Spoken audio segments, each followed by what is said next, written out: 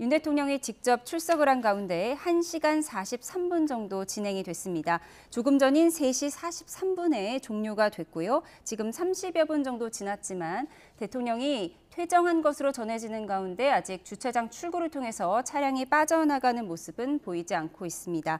잠시 뒤면은 재판정에서 어떤 모습이었는지, 어떤 발언을 했는지 화면이 들어올 것으로 보이는데요. 화면이 들어오는 대로 저희가 전해드리도록 하겠습니다.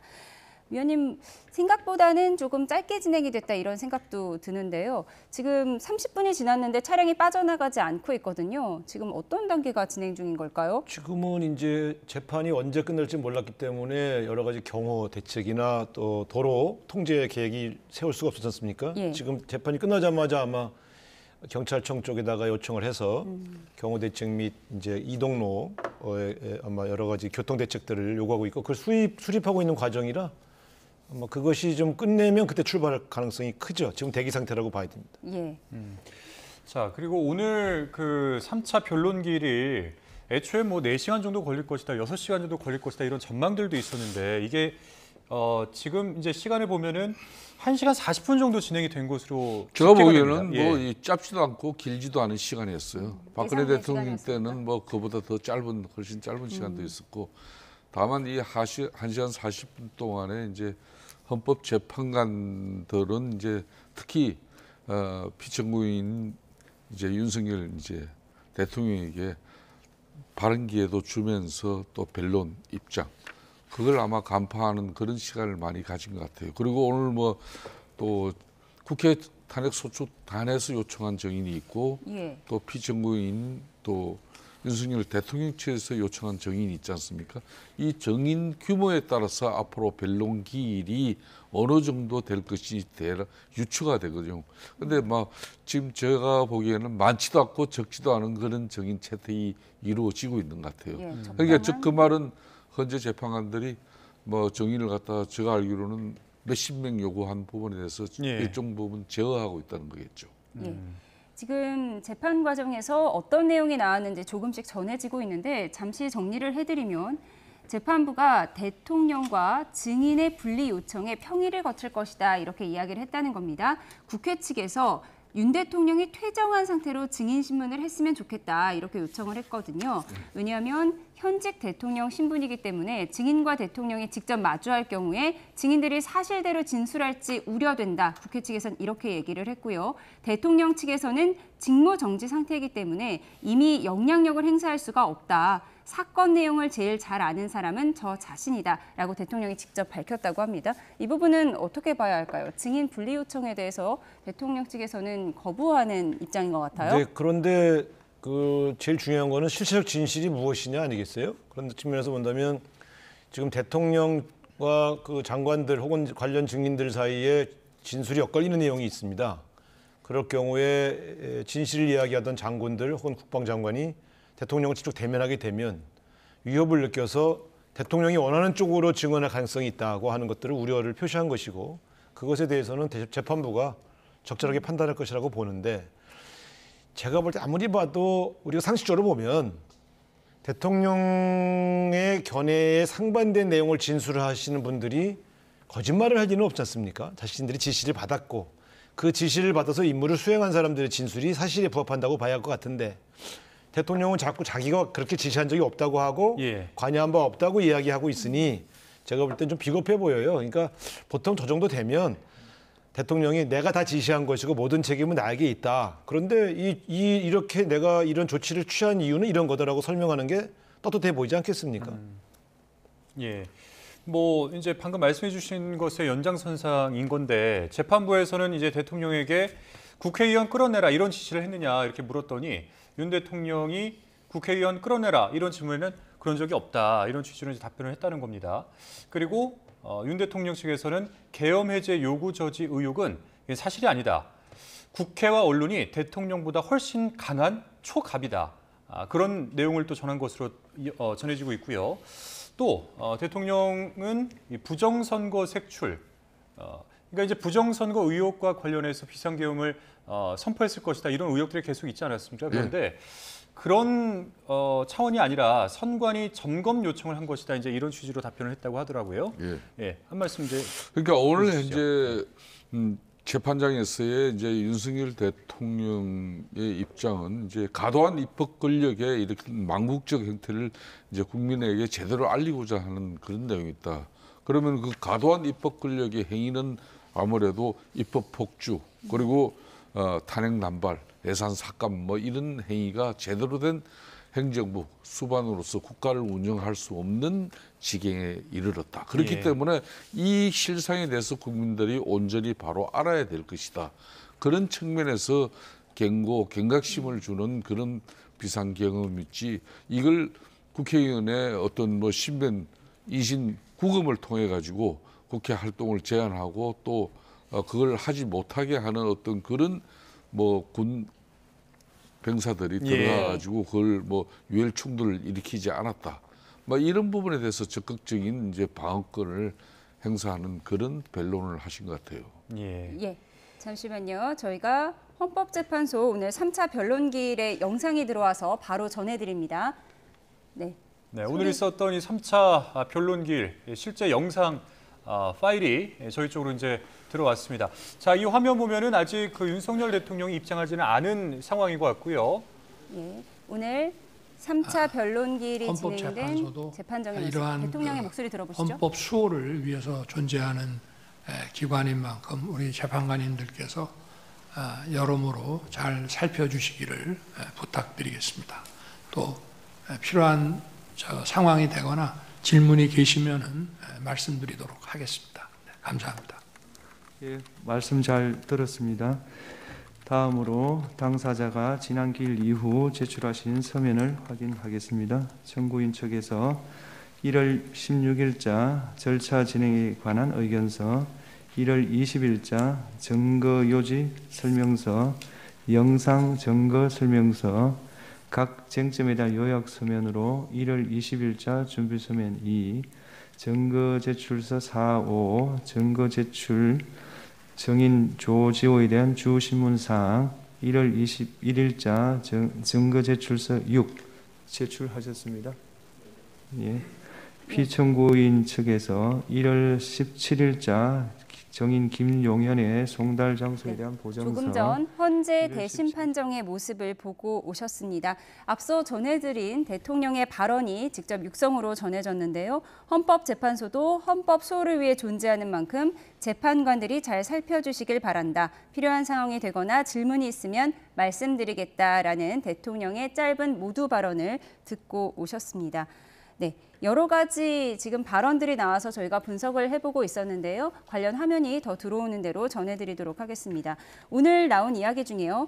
비상입법기구 관련 이야기가 역시 나왔습니다. 아무래도 영장실질심사에서 판사가 물었던 단 하나의 질문이 바로 비상입법기구가 구체적으로 무엇이었습니까? 이 질문이었다고 하죠. 이 비상입법기구라는 것이 결국 최상목 대행에게 준 쪽지, 대통령이 최상목 대행에게 준 쪽지에 등장하는 단어인데 이 쪽지를 준 적이 없다 이렇게 부인을 했다고 합니다. 아니 그러니까 지금 자세히 보면 최상목 당시 부총리는 예. 쪽지를 받았고요. 예산 관련된 거 아니겠어요? 그러니까 그 쪽지의 취지는 국회를 해산하고 대신 세워질 새로운 비상입법기구, 입법기구라는 건 국회입니다. 예. 비상입법기구라고 하면 기존의 의회를 대체하는 새로운 입법기구를 만들 테니 그 예산을 미리 준비해라. 이런 쪽지를 받은 것이고요. 대통령은 그거는 김영현 국방장관이 작성한 것으로 보인다고 주장하고 자기는 관여하지 않았다. 이런 취지로 얘기하고 있는데 예. 김 전 장관 측에서도 자신이 작성했다 이렇게 밝히긴 했어요. 작성은 본인이 했겠죠. 예. 그런데 이거를 제가 했냐 안 했냐.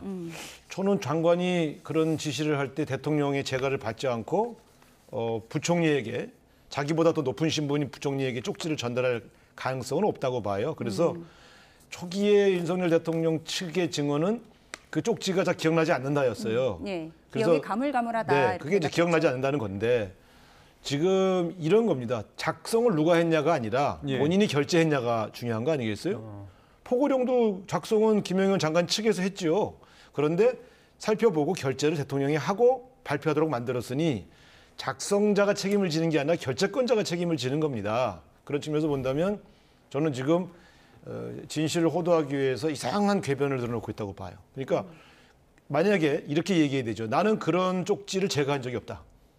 그렇게 말을 해야죠. 만약에 본인이 관여 안 했으면. 예. 근데 지금 그렇게 얘기하고 있는 게 아니라 작성은 내가 안 했다. 이렇게 얘기하고 있어요.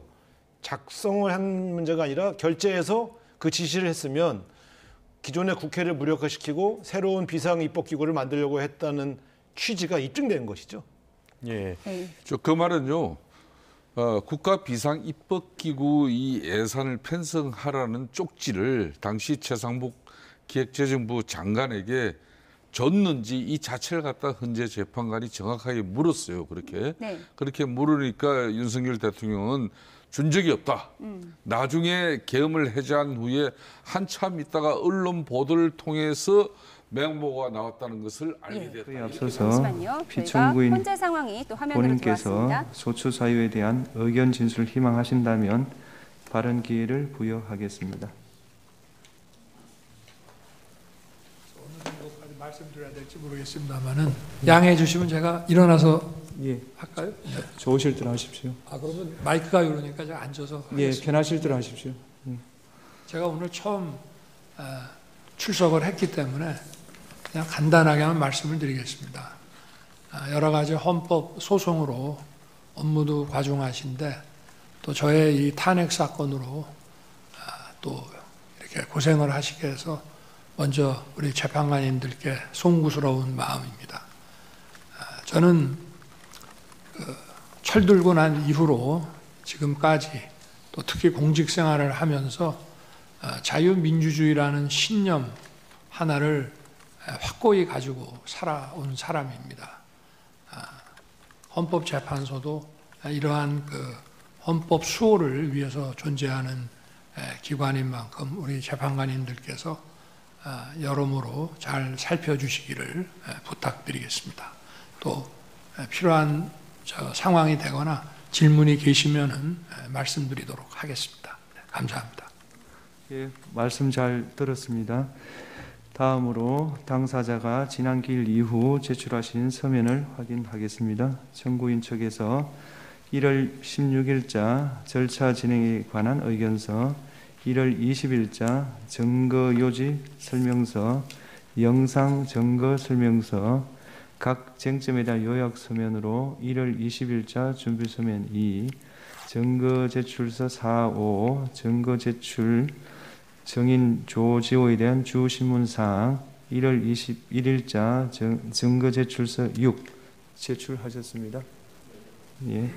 피청구인 측에서 1월 17일자 정인 김용현의 송달 장소에 대한 보정서, 1월 17일자 입증 계획 및 증거 제출서, 증거 동영상 재생 등 절차에 관한 의견서, 1월 20일자 증거 설명서 2 내지 6, 입증 계획, 각 증거 제출 첨부 자료, 1월 20일자 각 사실조회 신청서, 국가정보원, 세계선거기관협의회, 연수구 선거관리위원회, 타주시 선거관리위원회, 방송통신위원회, 행정안전부 감사원, 1월 21일자 각 사실조회 신청 및 문서 제출 명령 신청서, 행정안전부, 대통령실, 국가정보원, 1월 20일자 각 문서 제출 명령 신청서, 감사원, 외교부, 한반도 평화교섭본부 북핵정책과, 1월 20일자 정인 신청서, 1월 20일자 사실조회 신청 및 인정 등본 송부 축탁 신청서, 부산광역시 경찰청, 1월 20일자 각 인정 등본 송부 축탁 신청서, 대법원, 수원고등법원, 경찰청, 국가수사본부, 안보수사국, 1월 20일자 서정요지 진술, 1월 20일자 문서 송부 촉탁 신청서, 국가정보원, 정인 김용현에 대한 정인 신문사항. 네. 조금 전 헌재 대심판정의 모습을 보여드렸습니다. 앞서 전해드린 대로 대통령이 첫 출석일인 만큼 짧은 발언을 하고 싶다고 의견을 표했고요. 문영배 헌법소장 직무대행이 그렇게 하라고 했습니다. 대통령의 발언을 조금 정리해드리면 여러 헌법소송으로 업무가 과중한데 자신의 탄핵 사건으로 고생하게 해서 재판관께 송구한 마음이다.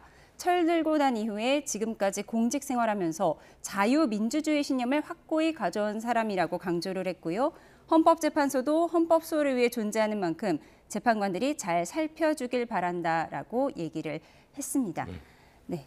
이런 모습과 육성이 이렇게 대중에게 공개되는 것이 여론에 어떤 영향이 있을까요? 그렇습니다. 이게 현재 이제 재판정은 법리를 따지기보다는 이제 실제적인 헌법 위반 사항을 갖다 현재 재판관들이 판단하는 겁니다.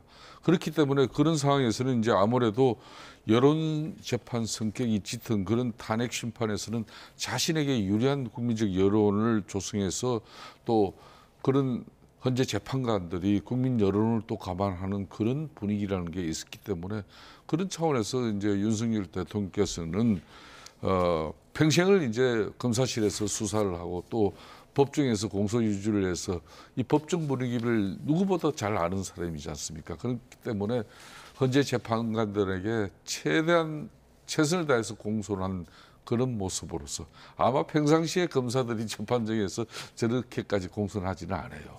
그렇지만 이제 대통령 신분을 떠나서 현재 재판관들에게 자신의 1분 정도의 이제 발언권을 얻어서 발언을 하는 저 모습은 현재 재판관 여러분들 대단히 정말 고생 많으시고 또 자신도 절실하게 이 현재 재판에 최선을 다하겠다는 그런 신경을 저렇게 이제 표현한 것이죠. 예.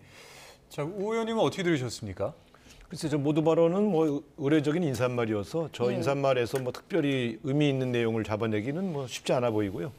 오히려 그 뒤에 이제 그 재판 과정에서 나왔던 여러 가지 몇 가지 쟁점들 보도한 내용들이 윤석열 대통령의 태도, 전략을 엿볼 수 있게 만든 것인데요. 아까 말한 것처럼 부정선거 문제라든가 또 그 쪽지 메모 문제라든가 예. 여러 측면에서 이 계엄의 유연성 여부를 심판할 만한 사안들 중에 불리한 얘기는 지금 다 부인하고 있어요. 예. 그 얘기는 뭐냐면 철저하게 부인으로 일관해서 이 탄핵을 기각시켜 보겠다고 하는 전략을 짠 것 같고요.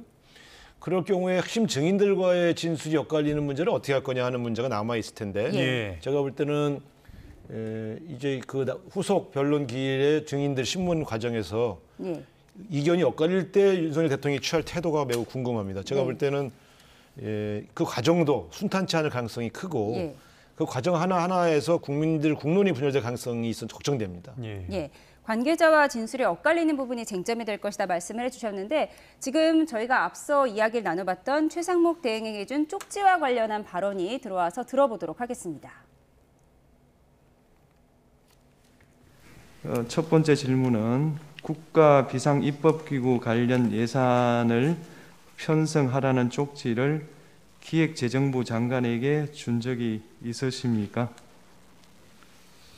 저는 이걸 준 적도 없고 그리고 나중에 이런 계엄을 해제한 후에 한참 있다가 언론에 뭐 이런 메모가 나왔다는 것을 기사에서 봤습니다. 근데 그 기사 내용도 조금 부정확하고 그러면은 이거를 만들 수 있는 사람은 국방장관밖에 없는데 국방장관이 그때 이제 구속이 돼 있어서 구체적으로 확인을 못했습니다.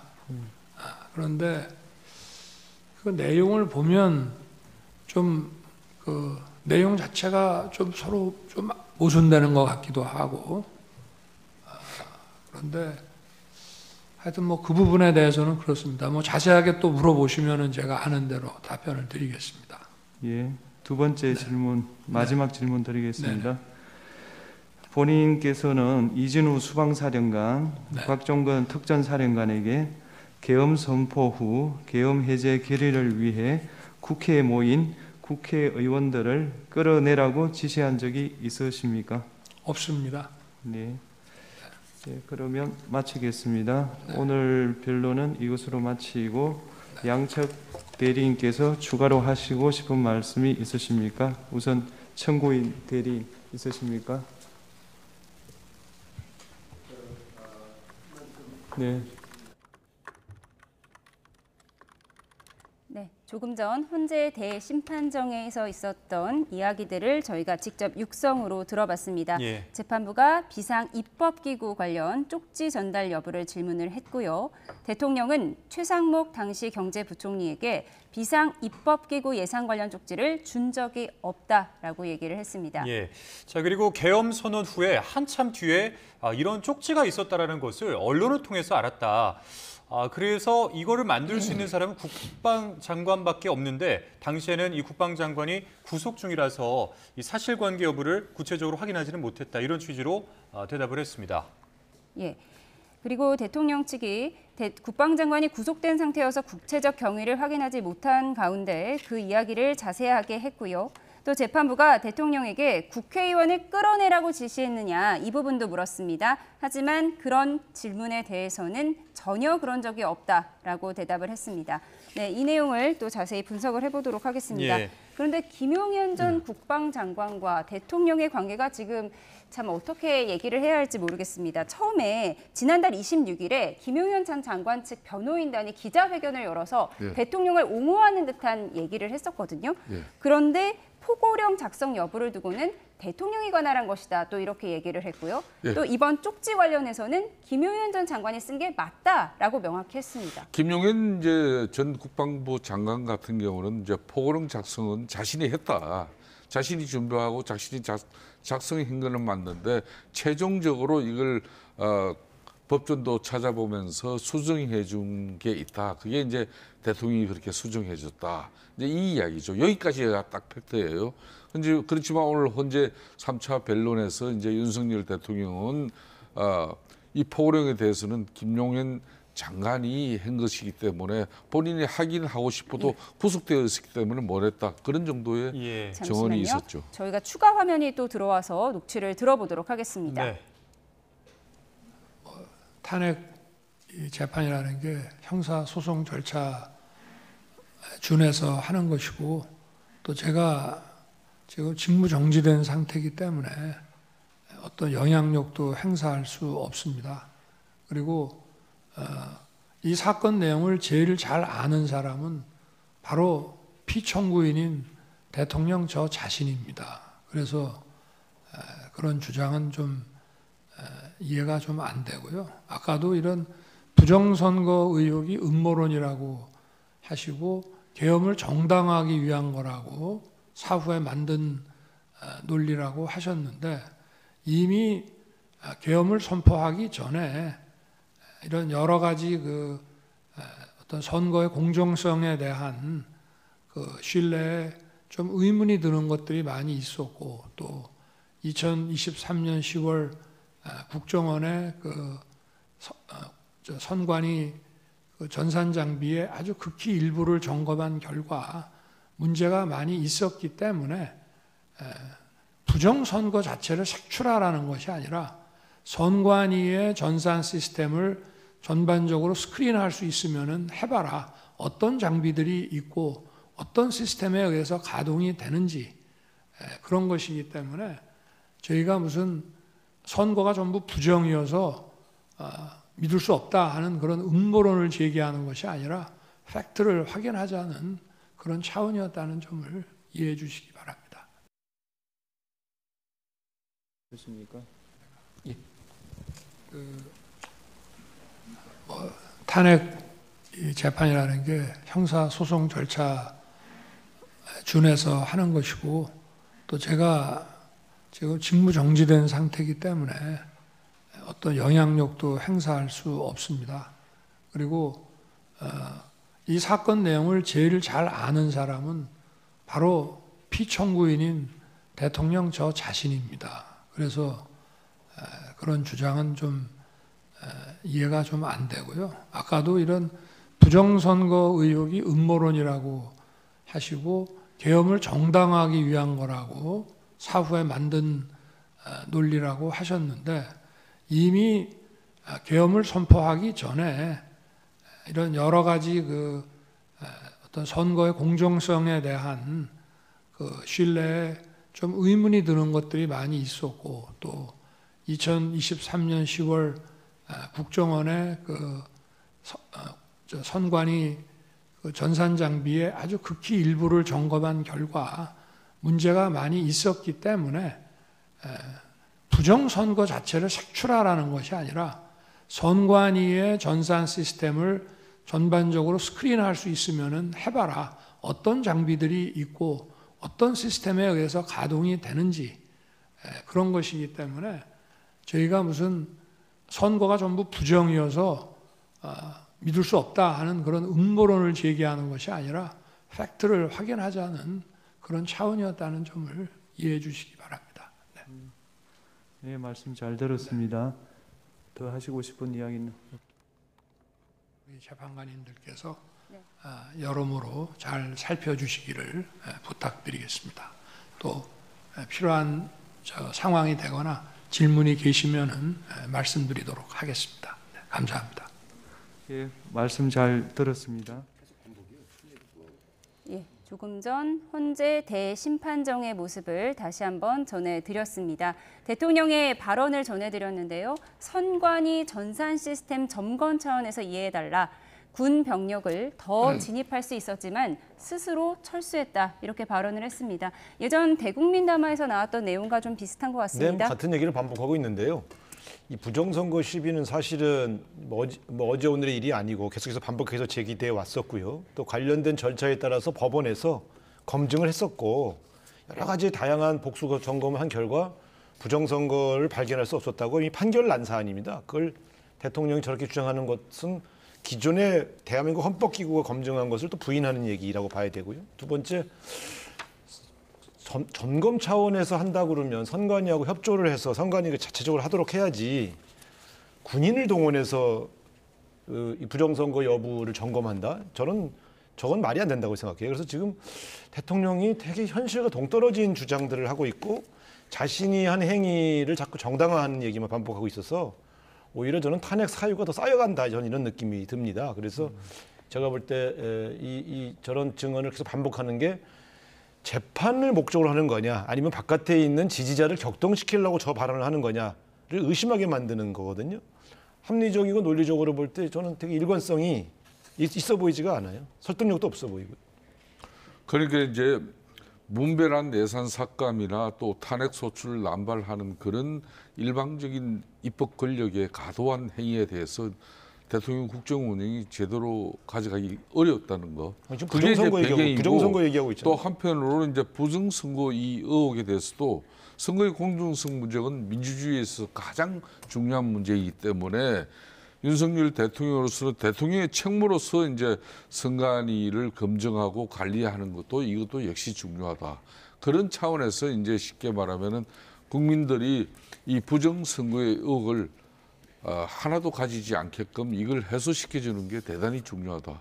그리고 대통령 본인으로서도 대통령의 현직 보고를 받으면서 국정원에서 2023년 10월경에 일부지만은 선관위가 해킹에 쉽게 노출되어 있고 그런 다각적인 문제점에 대해서 윤석열 대통령은 깊은 고민을 한 거죠. 그런 부분도 아까 드린 말씀 내용과 함께 대통령이 비상계엄을 선포한 배경이었다 이런 것이죠. 예. 자, 지금 이 대심판정에서 진행됐던 오늘 3차 변론기일 이 현장 영상 저희가 이제 주제별로 준비가 되는 순서대로 보여드리고 그와 관련된 질문들을 이제 두 분에게 드리고 있는데, 자, 뭐 관련해서 이제 또 다른 주제와 관련된 윤석열 대통령의 발언이 들어오는 대로 다시 보여드리고 또 관련된 질문을 이어가겠습니다만은, 자, 아까 이제 저희가 이제 드렸던 질문 중에 지금 녹취가 준비되어 있습니까? 예, 먼저 듣고 오겠습니다. 예.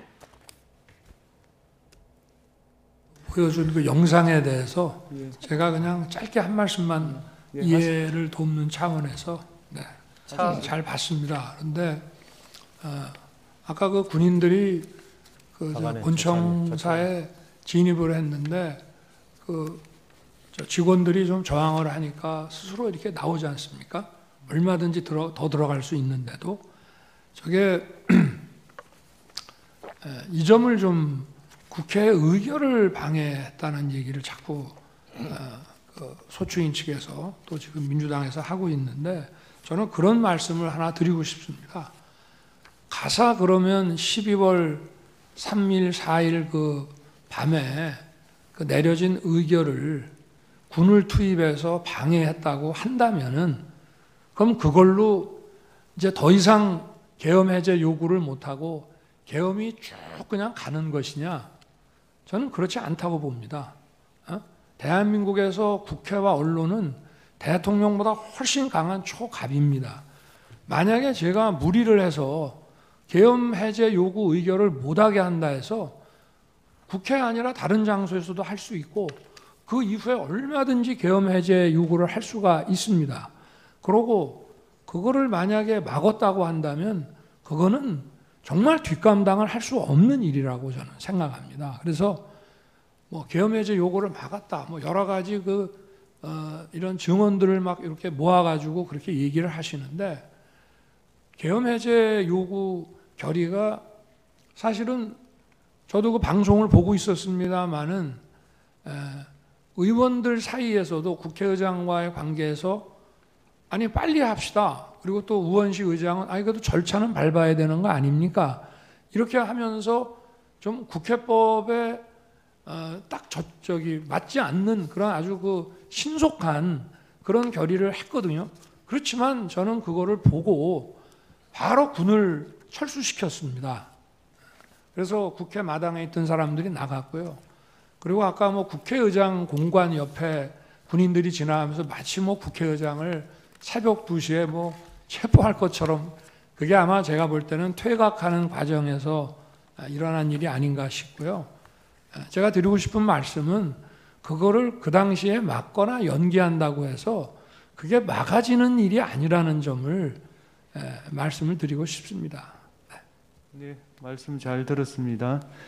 이상으로 제3차 변론기일을 마치겠습니다. 다음 기일은 1월 23일 목요일 오후 2시고 그날은 2시 반에 정인 김용현에 대한 정인신문을 하도록 하겠습니다. 이상입니다. 예, 저희가 작은 화면을 통해서 보여드렸는데요. 윤 대통령이 탑승한 호송 차량이 헌재를 출발해서 서울구치소로 복귀하는 중입니다. 지금 보여드리는 화면은 헌재의 지하 주차장에서 대통령 경호 차량과 대통령이 직접 탑승한 법무부의 호송 차량이 나가는 모습을 보여드리고 있습니다. 네, 지금 이제 보이시는 이 파란색 자동차가 윤석열 대통령이 탑승해 있는 호송차입니다. 자, 긴급 호송이라고 써 있는 이 법무부 차량, 이 호송 차량을 기준으로 앞뒤로 이제 경호 차량들이 붙게 되고요. 자, 이 대열을 유지한 채 서울구치소로 이동을 하게 됩니다. 지금 헌재 올 때와 마찬가지로 교통통제를 하는 거죠? 한 네, 30분 정도 걸릴 것으로 보이는데 어떻게 보십니까? 네, 교통통제를 위해서 대기하고 있었고 예. 교통통제 계획이 수립되니까 바로 출발시킨 것 같습니다. 예. 예. 자, 지금 대통령 측 윤곽근 변호인이 기자들을 상대로 브리핑을 진행하는데요. 들어보겠습니다. 우리 측의 입장을 설명을 했고 우리 측에 제출한 증거 설명하고 또 직접 나오신 대통령께서도 인사 말씀과 함께 또 재판장의 질문에 답변하시고 전반적으로 재판이 원만하게 진행은 되고 있지만 우리 마지막에 도태우 변호사가 얘기했듯이 어떤 공정성이나 중립성 문제에 대해서는 아직도 아쉬운 점이 많다는 말씀을 드립니다. 1시간 동안 안 나오셨는데 뭐 무슨 얘기 나누셨나요? 오늘 재판 과정 말씀을 드립니다. 1시간 동안 안 나오셨는데 뭐 무슨 얘기 나누셨나요? 오늘 재판 과정에서 이제 여러 가지 문제점들, 상대방 청구인 측에서 주장하는 것들의 문제점들, 그리고 우리가 또 준비했던 것들이 충분했는지, 다음 기회는 어떻게 준비해야 되는지, 뭐 그런 것들을 논의했습니다. 오늘 대통령이 비상입법기구가 적힌 그 문건을 준 적도 없다고 했는데 최상목 부총리는 대통령이 이것 좀 참고하라고 했다고 국회에서 증언을 했거든요. 그거 국회 내 회의록을 보니까 그 실무자에게 받았다고 돼 있고요. 대통령은 실제 그 문건을 본 적이 없다고 하고 아마 그 부분은 23일 날 김용현 국방부 장관 증인 신청을 해놨으니까 거기서 실체관계가 드러날 거라고 봅니다. 포고령 1호는 점검을 하지 못하고 그냥 김용현 전 장관이 제출한 걸 그냥 그대로 뭐 실수 차원에서 이렇게 나온 건가요? 실수라고 보기는 어렵고요. 나중에 재판을 통해서 충분히 의견을 얘기하겠지만 비상계엄에 따른 포고령은 형식상 반드시 갖추어져야 되는 것이고 이 비상계엄이 갖는 성격에 맞추어서 준비하다 보니 제대로 치밀하게 검토가 돼서 실행계획까지 실행 의사를 갖춘 그런 포고령이라고 보기는 어렵다는 겁니다. 유연성은 인정하시나요? 내용 자체의 유연성? 내용 자체의 유연성이라는 것은 그 내용이 갖는 구체적인 실천 계획과 함께 검토를 해야 되는 것이고 문헌 그 자체만 가지고 보기는 어렵다 이렇게 말씀드립니다. 정당 활동을 금지한다고 나와 있는데 위헌이 아니라는 말씀이신가요? 그게 위헌이라고 보시는 근거는 뭔가요? 헌법에 나와 거기에 있는데요. 거기에 깊은 뜻이 담겨 있다는 것을 나중에 헌법재판에 밝힐 것이고 그때 물어보세요. 그럼 그때 설명이 되고 해석이 될 겁니다. 계엄 절차 과정에서 부실했다는 부분 인정하시는 겁니까?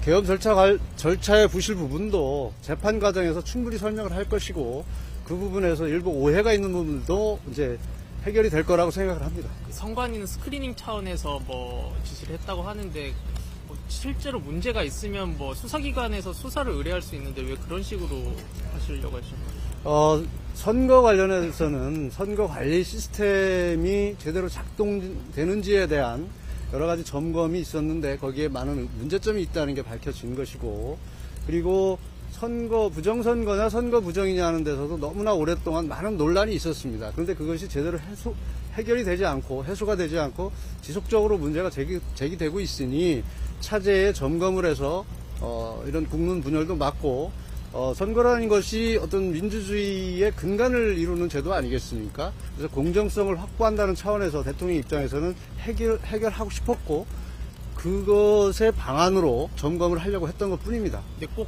군이 투입됐어야만 점검을 할 수 있나요?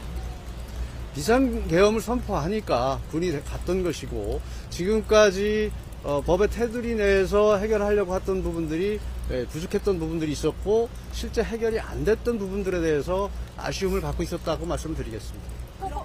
포고령 관련해서 김용현 장관은 본인은 철학만 쓰고 대통령이 법정까지 찾아오는 걸 검토했다고 하는데 그거는 나중에 내가 처음 듣는 얘기인데 그 다음 증인신문에서 밝혀질 겁니다. 그러면 김용현 전 장관이 이제 증인신문 나오게 되시면 대통령과 같이 마주하게 되는데 그때 아무런 영향이 대통령 아무리 발언처럼 없을 거라고 생각하실까요? 대통령도 대통령이지만 김용현 장관도 국방부 장관을 할 정도의 인물입니다. 그리고 계엄에 어떤 깊숙이 개입했던 장관의 입장에서 아무리 대통령 앞이라도 소신껏 발언할 수 있는 그런 인물이라고 저는 평가를 합니다.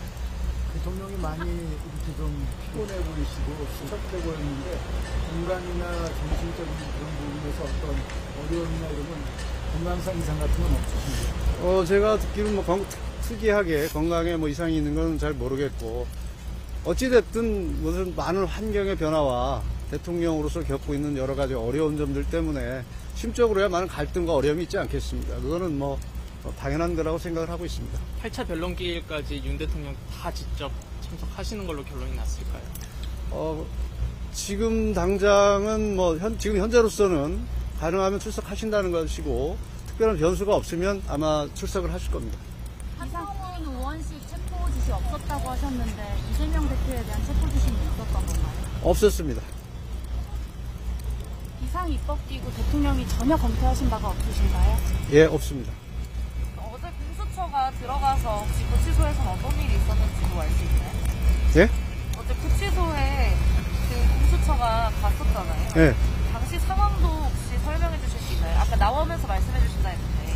구치소 상황은 변호인 접견 중에 공수처에서 나왔던 것이고 변호인 접견 문제 때문에 이제 얘기가 안 되는 상황이었고 특히 구치소는 구속영장이 발부돼서 집행이 됐습니다. 그럼 구금 장소가 서울 구치소인 것이고 모든 권한은 구치소가 가지고 있습니다. 그래서 공수처에서 함부로 거기에 와서 인치를 할 수 있는 그런 권한이 있을 수 없습니다. 그 과정 속에서 제대로 집행이 안 된 걸로 알고 있습니다. 앞으로도 조사에 응하지 않을 생각이실 건가요? 앞으로 조사 과정은 방법에 대해서는 한번 생각을 해보겠지만 현재와 같은 상태로는 진행이 어렵다고 봅니다. 공수처가 검찰로 사건 인척할 수도 검찰로 송치되면 이첩되면 그때 또 상황을 보고 말씀드리겠습니다. 그럼 응하지 않으실 수도 있다는 말씀이십니까? 뭐를 응하지 않는 거죠? 뭐 검찰 사건이 있었다면 검찰 소환. 아니 그건 그때 상황을 보고 또 얘기를 하겠다고 했습니다. 수석 적부심을 중앙지검에 가서 이제 중앙지법에 새로 청구한다 이런 말씀도 하셨는데 아직 검토한 바 없습니다. 비화폰 통화 기록 삭제하라고 대통령이 경호처한테 지시한 바 있습니까? 첨는 얘기입니다. 사실이 아니고 첨는 얘기입니다. 저 구속 적부심 혹시 검토하고 계신지 아직 구체적으로 검토하는 거 없습니다.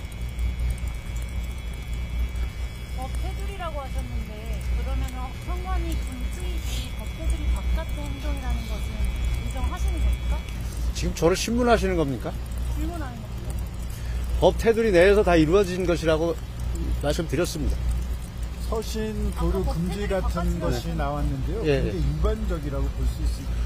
그것은 정말 있어서는 안 될 일이라고 생각을 합니다. 서신 금지나 이런 것들은 증거인멸의 우려라고 이제 발표를 했고 실제 그런 경우에 이루어지는 것인데 이 경우는 거기에 해당이 되지도 않고 더군다나 아무리 그 대통령 직무가 정지돼 있지만 현재 대통령입니다. 거기서 증거인멸 우려가 있다는 어떤 확정적인 증거도 없이 서신 금지를 하는 것은 정말 반인권적인 행위라고 생각을 합니다. 근데 이전까지는 검찰 수사에는 응하겠다고 하셨는데 갑자기 유보적 태도 보이시는 이유가 있을까요? 전에 그런 발언을 한 적도 없고요. 지금 유보적인 태도를 취한 것도 없고 수사 상황이 하도 급변하고 있으니까 그때 가서 판단을 말씀드리겠다는 겁니다. 전에 내란죄 선동 부분이 내란죄 관련해서 철회되는 조건이 풀리지 않으면 헌재에도 출석하지 않겠다라고 하셨는데 오늘부터 다시 출석하게 된 이유가 있을까요? 제가 그렇게 발언한 적은 없는 것으로 기억이 되고요. 내란죄 철회 부분은 대통령 측 윤곽근 변호인의 발언을 듣고 오셨습니다. 다양한 이야기가 있었고요. 네, 부정선거 관련해서는 너무나 오랫동안 많은 논란이 있었다. 공정성 확보 차원에서 대통령은 해결하고 싶었던 것이다. 이런 내용들이 있었습니다. 지금 보여드리는 화면은 조금 전에 윤 대통령이 탑승한 호송 차량이 이동하는 모습을 보여드리고 있습니다. 네, 윤곽근 변호인의 발언 중에 여러 가지가 있었는데요. 지금 공수처 수사 상황 중에서 공수처가 지금 김건희 여사와도 면회도 할 수 없고 서신도 교환할 수 없다. 그러니까 뭐 김건희 여사를 특정한 건 아니지만 그 어느 누구와도 가족을 포함해서 그 어느 누구와도 서신도 교환할 수 없다. 이렇게 금지를 했잖아요. 이 부분에 대해서 강한 불만을 표했는데요. 어떻게 보셨어요? 글쎄 수사기관의 저런 조치는 수사상 특정한 목적이 있어서 내린 조치라서 제3자들이 왈가왈부할 수 있는 문제는 아니라고 봅니다. 다만 지금 대통령의 모습이 자기 혐의에 대해서 거의 전면 부정에 가까운 부인을 하고 있기 때문에 그 관련되어서 관련자들과 입을 맞추거나 증거를 인멸할 우려가 있다는 것은 특히 이런 부인 사건에서는 제일 크게 검토하는 사항이기 때문에 그에 대한 대책을 세운 것으로 보여집니다. 다만 아까 저는 이제 대통령 하신 말씀 중에 병력도 일부 철수했고 실제로 국회에서 계엄 해제 결의를 했으니 내가 잘못한 게 아니다. 그걸 이렇게 얘기하는데 제가 볼 땐 국회의원들을 끌어내려고 했고 비상계엄 해제를 막으려고 한 행위들은 분명히 복수의 관계자로부터 확인이 됐는데 그게 실패한 거죠. 그러니까 실패한 건데 마치 그 실패를 의도한 것처럼 이렇게 본인에 대한 혐의를 입증하는 문제로 얘기하고 있거든요. 예. 그래서 저는 저건 정말 대표적인 궤변 같아요. 시도했다가 병사들이 명령을 제대로 이행하지 않아서 실패한 겁니다. 그런데 그걸 마치 제대로 이행하지 않도록 본인이 의도한 것처럼 둔갑시키는 것은 저거는 굉장히 한 나라의 대통령이 해야 할 말씀은 아닌 것으로 보여지고 자기 부하 휘하의 장군들이 일관되게 증언한 걸 지금 다 부인하고 있지 않습니까? 네. 본인이 대통령의 직접 전화를 받아서 국회의원들을 끌어내라는 지시를 받았다. 복수의 관계자 얘기하고 있는데 자기는 그런 지시를 한 적이 없다. 이렇게 얘기하는 것이 하여튼 앞으로 나올 증인신문에서 다 대조가 되겠습니다만 상당히 저는 이 대통령의 발언을 신뢰할 수가 없게 돼버렸다 이런 느낌이 듭니다. 예, 그러니까 윤곽근 변호사가 이제 들어갈 때는 별다른 이제 답변이 없었는데 나와서 지금 굉장히 상당히 긴 분량의 답변을 했습니다. 근데 이 내용을 보면은 전반적으로 이 재판이 원만하게 진행이 되고 있지만 뭐 공정성과 중립성에 대해서는 좀 아쉬움이 있다. 그리고 오늘 이 진행됐던 재판의 타임라인을 저희가 잠깐 보면 2시부터 3차 변론기일이 본격적으로 시작이 됐고 1시간 40분 정도 이후에 재판이 끝났습니다. 그리고 그 시간으로부터 또 1시간 뒤에 윤석열 대통령의 경호 차량이 나갔고 그 바로 뒤이어서 윤곽근 변호사의 브리핑이 있었던 것인데, 그러니까 1시간 동안 어떤 이야기들이 오갔다고 볼 수 있을까요? 아무래도 이제 현재 심판 3차 이제 올 변론 기일이었지 않습니까? 여기서 이제 현재 재판관들이 의도한 그런 질문, 또 윤석열 대통령의 답변, 이런 부분, 특히 이제 핵심적인 내용이 아무래도 이제 최상목 당시 경제부총리에게 전달한 쪽지, 비상입법기구를 국회를 해산시키고 실질적으로 이 비상입법기구를 대체하려고 했냐, 그걸 아마 현재 재판관들은 중점을 둔 것 같고요. 두 번째 사실은 이제 그런 선관위, 그러면 윤석열 대통령은 적극적으로 방어권 행사했는데 선거 공정성 확보를 위해서 부정선거 의혹을 철저하게 대통령으로서는 검증 관리할 대통령의 책무가 있었다. 그런 측면에서 이 실체적 상황을 이제 부정선거의 실체적 사실을 밝히고 싶었다. 그런 내용이겠다. 그렇기 때문에 중앙선관위의 비상계엄을 선포하고 군이 들어간 부분에 대해서도 정당성, 당위성을 확보하려고 하는 그런 대통령의 방어권 행사가 적극적인 거였죠. 여기에 대한 모든 이제 평가와 판단은 현재 재판관들이 이제 앞으로 또 23일 날 이제 4차 변론 기일을 통해서 김용현 전 국방부 장관과 이제 윤석열 대통령이 만일 그날 현재 출석을 한다 그러면은 이거는 이제 또 이제 재판장관 내지 또 국회 탄핵 소추 청구 변호인 이게 이제 정인 신문이 이루어질 수 있어요. 교체해서 그러면 더 실체적 진실을 현재 재판장에서 더 파악할 수가 있는 거죠. 그런 대목을 앞으로 잘 지켜봐야 될 것 같습니다. 대통령이 직접 출석한 3차 변론기일 두 분과 짚어봤습니다. 지금까지 김성태 전 국민의힘 원내대표, 우상호 전 민주당 원내대표와 함께 이야기 나눠봤습니다. 두 분 감사합니다. 고맙습니다.